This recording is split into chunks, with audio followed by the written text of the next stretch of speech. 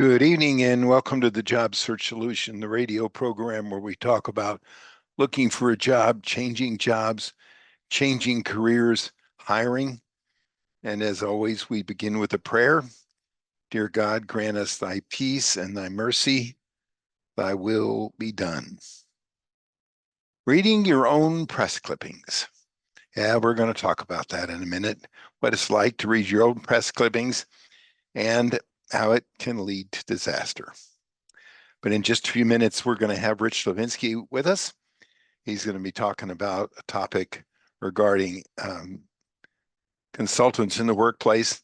He has a great one this evening. He is down in the trenches every day doing that kind of stuff, and he knows what he's talking about.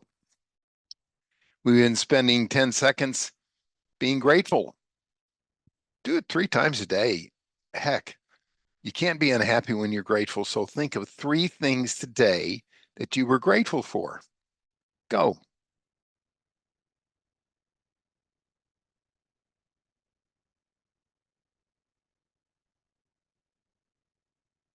Nothing like being grateful. I call this session reading your own press clippings. This happened not just about a couple of weeks ago, but it reminds me of an in-depth story of a few years ago. I had a candidate come to me that was um, uh, toward the upper part of his company. It was a big company, and he had been up for a promotion for a vice presidency. And he had received phenomenal accolades from the company.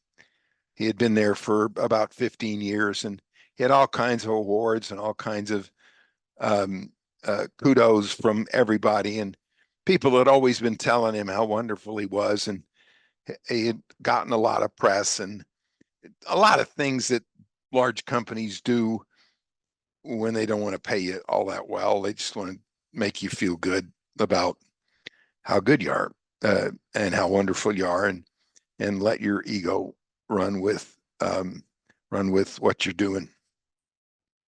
And he was up for a promotion, and he got passed up for the promotion. And he was emotionally distraught. He was wasted. He was really upset. So he decided, to heck with these guys, I'm just going to show them. So he starts talking to his father-in-law, his parents, his wife. I love that his wife loved him, but these people don't have any idea what the market is for people like him. They don't have any idea how his skills compare with what's out there on the market. They don't know how easy it is to find a new job like the one he had, or a better one than what he had.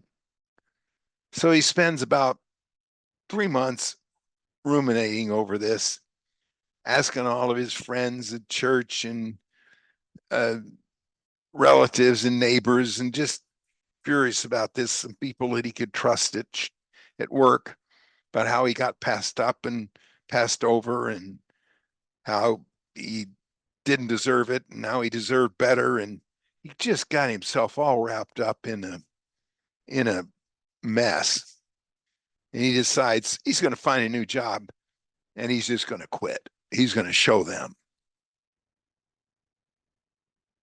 So he quits.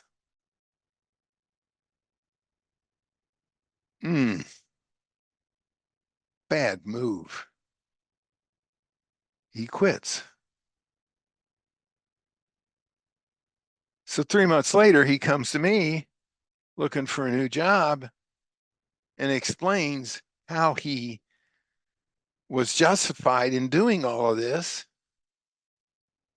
and how he had all of these accolades and all of these wonderful stories, and how wonderful the company had told him he was, and how they didn't even try to keep him around and even find a new job for him, and how he showed them, and it was harder to find a job than he thought it was going to be. And he had been reading his own press clippings, and they weren't true. Maybe you can find a new job, maybe you can't.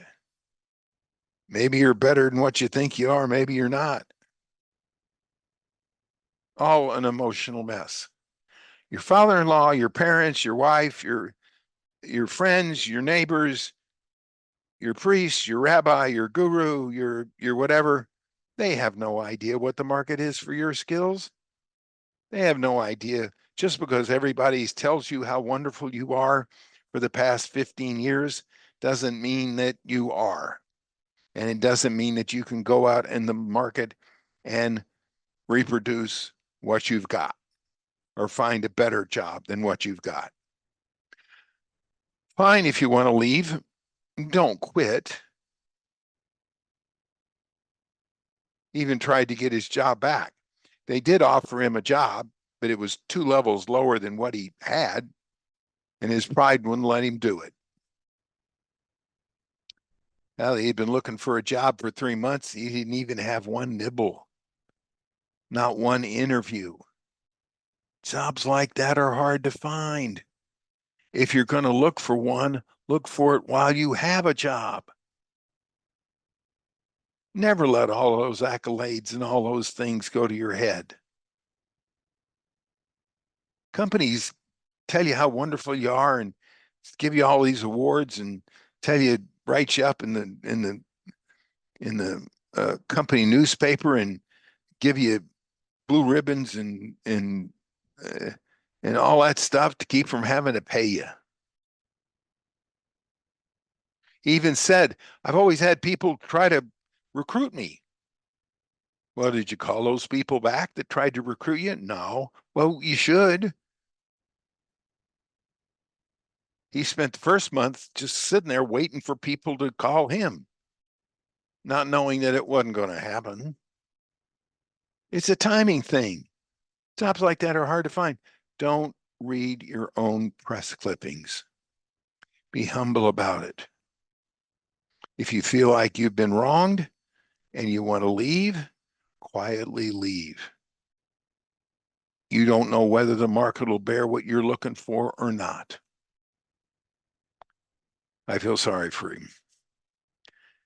I'm sure it'll all work out somehow, but it's sure been rough. And it's not going to get any easier.